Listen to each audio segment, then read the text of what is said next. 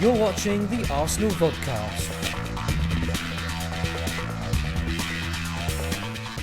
Arsenal are just 2 points behind Chelsea after their 2-1 win at Everton, and Johan Djourou is predicting a very tight title race.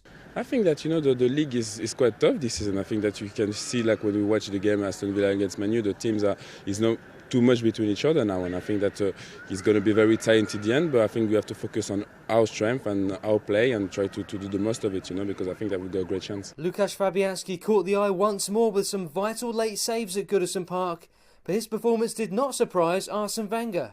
Lukasz Fabianski is a classy goalkeeper. You cannot catch me in saying I have never said that before. But I'm very happy that he convinces slowly people. And in our job, is only one way to do that is with performances, and that's what he's doing at the moment, outstanding performances.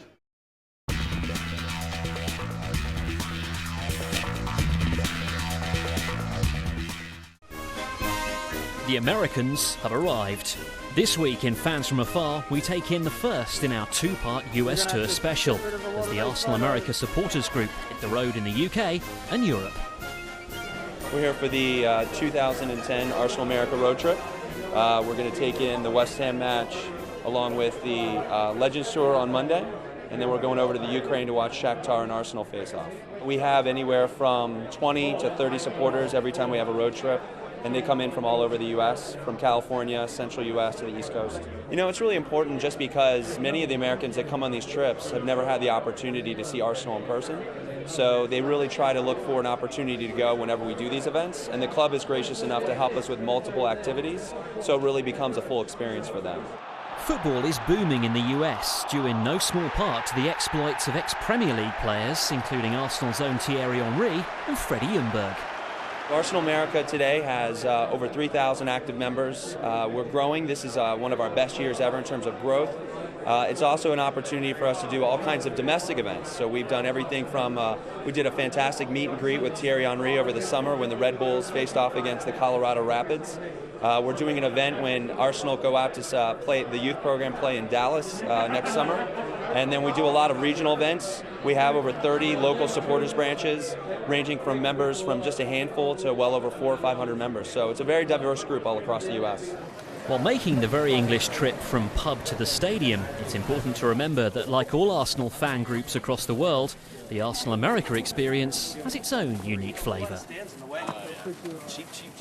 In Baltimore, we have a large supporters group, which is where we always go down and we meet as a large group and sing and cheer just like you would at Emirates.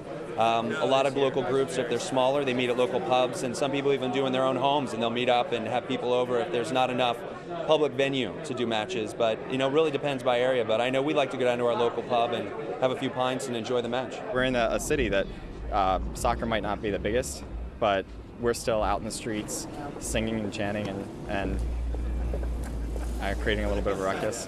You got to imagine too, because in such a small city, we have a lot of supporters from all different teams. So there's a lot of heckling going on, and it's fun. It's good times.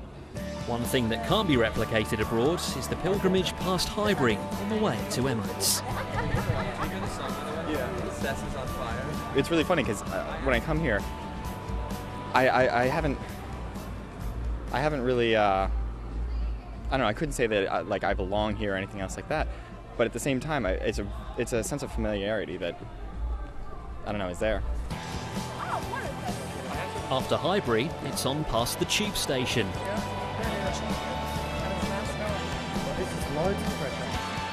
A bit of shopping.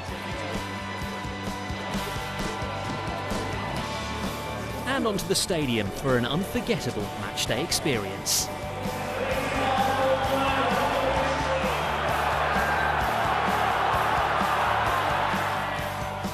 Emotional day for Arsenal fans the world over, but even more so for our American fans who've crossed an ocean to be here. In the beginning, it's kind of hard to believe that you're actually there because you're just used to see them on, the little TVs. Are like, wow, I can't actually believe that I'm here. And as soon as you start walking around the stadium, you're like, wow, I can start to believe that I'm actually here. And then when you see the actual pitch and the players playing on it, it's pretty amazing.